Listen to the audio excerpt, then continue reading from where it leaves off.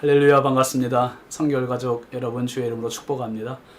인천 신성 성결교회 신윤진 목사입니다. 오늘은 9월 22일 수요일 날마다 말씀 따라 진행합니다. 추석 연휴 잘 보내셨지요? 하나님의 말씀은 역대상 12장 1절부터 22절까지 말씀이고요. 말씀의 제목은 하나님의 군대입니다. 여러분, 하나님께서 사람을 지으실 때 관계적 존재로 만드셨습니다. 하나님과의 관계, 사람과의 관계, 그리고 자연과의 관계, 자신과의 관계, 이 수많은 거미줄 같은 관계 속에서, 네트워크 속에서 사람은 살게 되어 있어요. 근데 그 관계의 줄이 툭툭 끊어지는 순간 사람은 고립을 느끼게 되고 고독감을 느끼게 되고 좌절하게 되고 포기하게 되는 그러한 절망적인 상황까지 치닫게 되는 거죠. 그 네트워크 중에 가장 중요한 네트워크인 누구와의 관계겠습니까? 맞습니다. 하나님과의 관계입니다. 하나님과의 관계.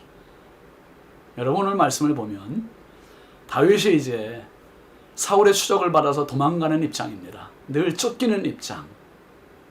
자, 얼마나 고독하겠습니까? 사울의 군대 장관 아닙니까? 또 사울의 사위예요. 너무 친밀한, 또 사울의 아들 요나단과도 아주 절친입니다. 근데 사울은 다윗을 못 죽여서 한달이에요. 이렇게 도망가는 다윗의 입장에서 너무나 힘겨운 그런 고독입니다. 그런데 놀라운 것은요, 오늘 본문 말씀들을 쭉 보면 다윗을 돕기 위해서 오는 사람들이 있어요. 모집한 것이 아니라 자발적으로 모여요. 베냐민 지파, 이 베냐민 지파는 사울의 동족입니다. 근데 그 사람들이 다윗을 찾아와요.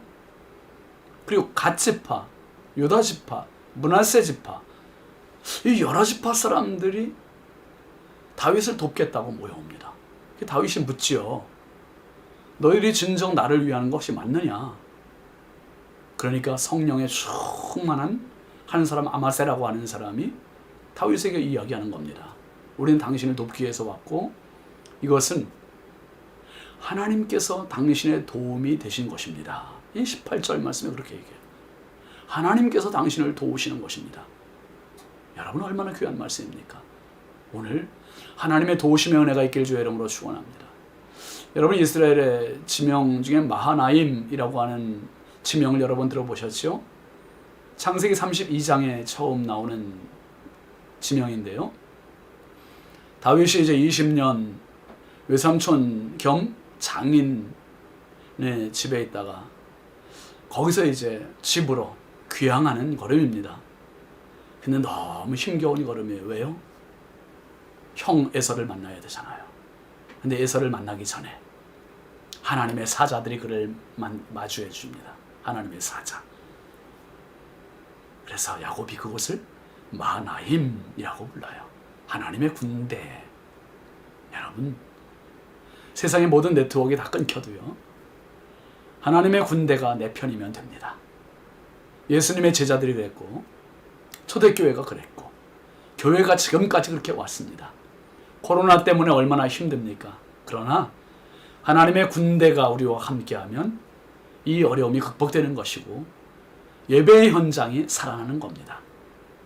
오늘 하루 살면서, 아니 평생 살아가시면서 하나님의 군대가 우리 성결교회의 지휘관이 되시고 장수가 되시는 그러한 은혜가 가득하기를 주의 이름으로 축원합니다.